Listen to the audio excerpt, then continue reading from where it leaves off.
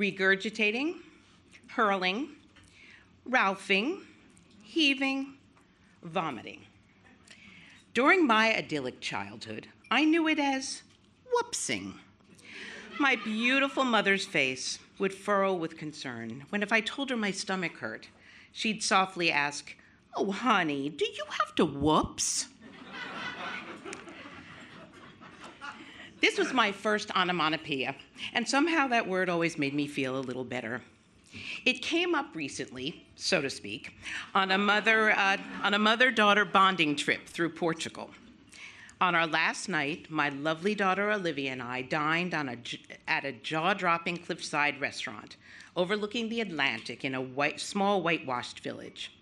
We were celebrating her 25th birthday, and once the gregarious chef knew this, he decided to serve us everything on the menu.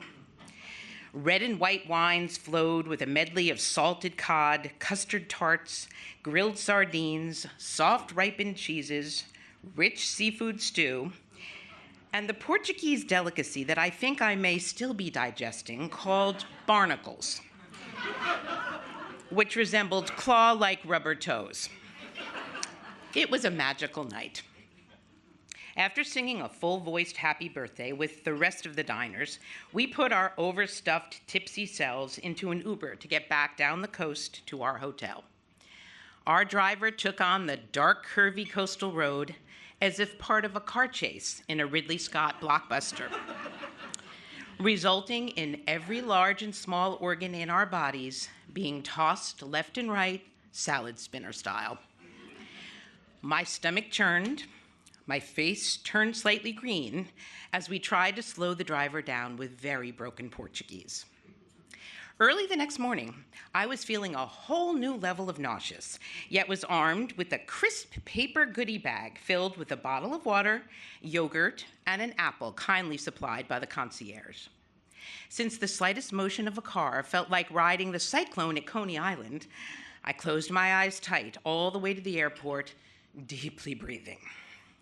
Tackling the maze of lines was challenging as Olivia sweetly over-explained my slow pace to impatient travelers. Sweating, weak, and thinking about how I may die in a customs line in Lisbon, I begged Olivia to find a wheelchair. "What do you want me to do, steal one from someone's grandmother?" she questioned in a panic. I slumped on the floor and proudly half-smiled when my resourceful offspring procured some wheels. And then it happened.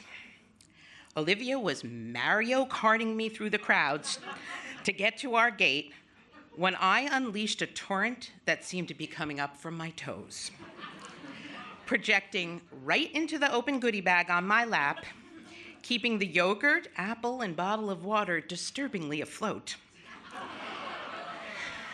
And it didn't stop. With a force that could have power washed the side of a house, I was whoopsing in a way that would make my mother shudder. Travelers dove out of the line of fire as we parted the crowds. We slammed into the restroom without a minute to spare. The bag was full. "Clear the way!" Olivia screeched as she poured me over the porcelain. Then, feeling only slightly better, I was wheeled to our gate by Nurse Olivia, who bottle-fed me water. "Oh, I see you're not seated together," the cheerful check-in attendant said.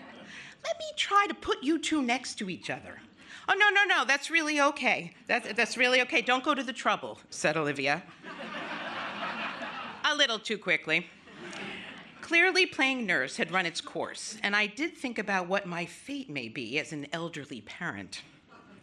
For the next 7 hours, I curled into the cramped middle seat, head steady, pinching my nose against the aroma of chicken or fish.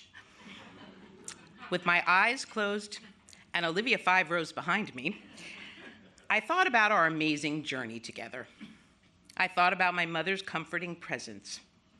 And I thought that even when we're not at our best, and even when our defined roles are tossed around, we should all feel and cherish the power of unconditional love, from mothers and from daughters.